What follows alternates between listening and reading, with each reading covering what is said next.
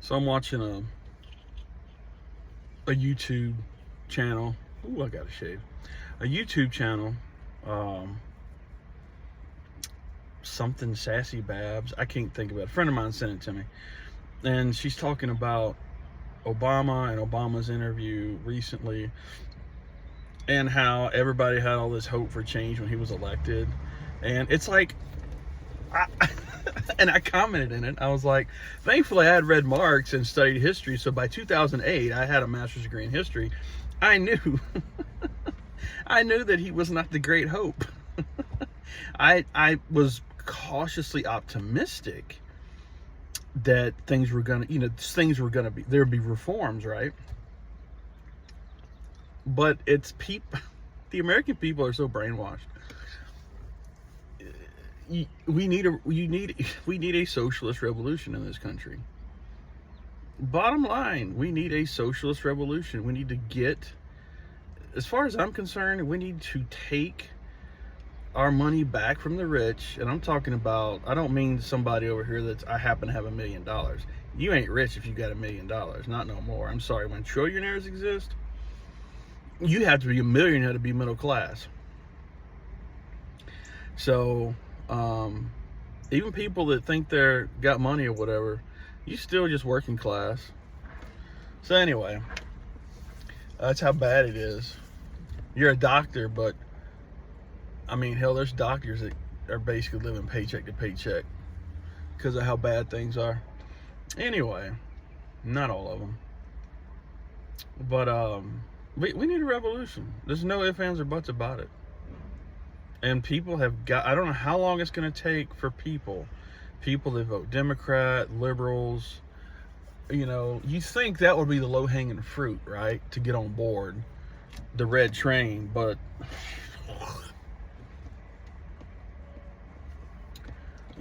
I sometimes I think it might be get Republicans easier because Democrats are really in a cult.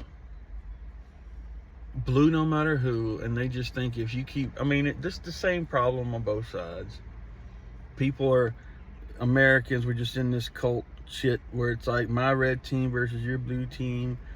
Nothing's gonna change, and that's and Obama's 8 years should have been the flag that stood up and went, oh wait, the great hope couldn't deliver anything, wouldn't deliver anything, whatever. Now I know the Republicans did everything they could to do everything they can to make it. And this is what I said at the beginning of his first term. I said, I do not envy this guy. He is going to have the hardest presidency because he, think about it. You're the first black man to be the president of the United States. Now you got to be better than everybody else just on default. You got to be twice as good, right? Just out the gate. Then you got a Republican Party that will literally throw their children in front of buses to make sure that you fail.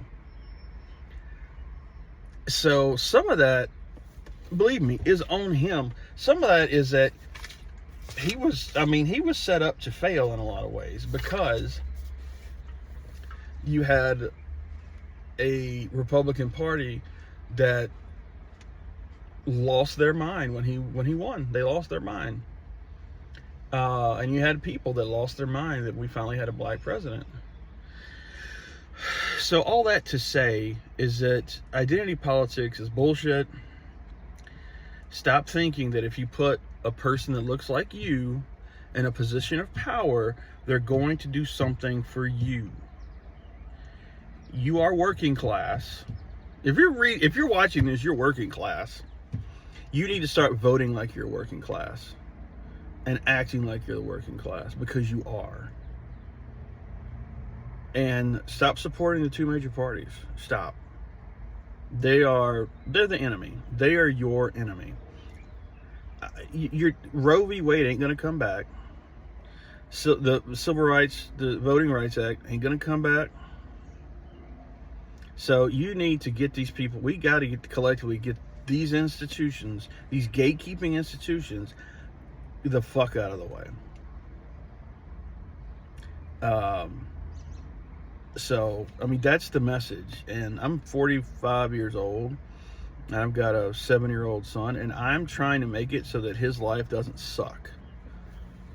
Because the way we're going now and where we're headed, and please God, don't let us end up in some sort of thing with China. I mean, we still got, I wish Jesus would take this man home.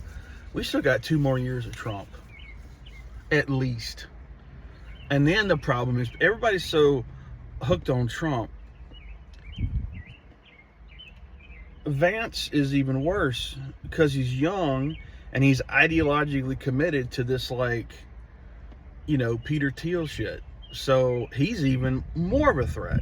So everybody thinking, well, we're just going to impeach Trump. I'm like, okay, you're going to make the vice president the president, and you think that's going to fix things? It's not. But people can't think outside of the normal channels of resistance. They can't think outside election cycles.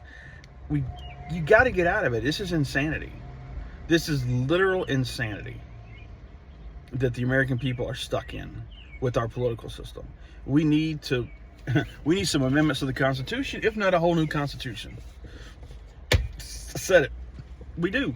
Because that Constitution was originally written to have a slave society. It was never intended to have a popular democracy. The founders didn't want a popular democracy. Don't take my word for it. They didn't. So everything that you do against racism and capitalism and all that, you're going against the founders. So this 4th of July, this 250th anniversary, let's have a real revolution. And revolutions are scary, but change is always scary. But we need it. We need it bad.